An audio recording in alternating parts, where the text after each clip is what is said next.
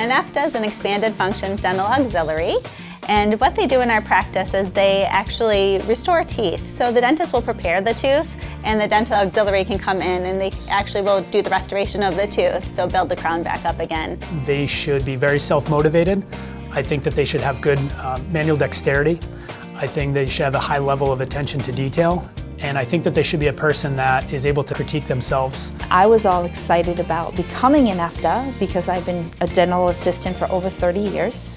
And when the opportunity arrived, because it hasn't been here before, I'm like, this is a way for me to expand my education and be able to do different things for the patient. So it excited me that I could be part of helping the patients. When our EFTA started with us, it was definitely a new model for our practice. So there had to be some buy-in from our staff. There was a lot of education that had to happen as to what an EFTA was, how we were going to incorporate them into our practice, how the flow would work, how it influenced every other position at our office.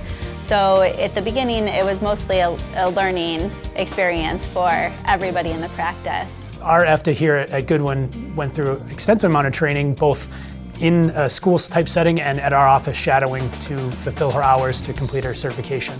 The training that I needed in the practice was 120 hours, and the doctors basically they provided me between all of them. They gave me the hours that I needed, and it was a wonderful experience the whole way. They were very patient with me, and I felt supported.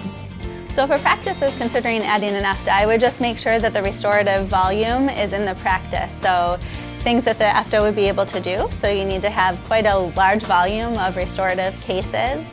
You have to have the space, and you have to have the buy-in from your entire staff, because it doesn't just affect the dentist, even though the dentist is the one that works most closely with EFTA, but the other assistants and the whole flow of the office has to understand what the EFTA does and understand how to schedule the EFTA and understand how to educate the patients about how the flow will work.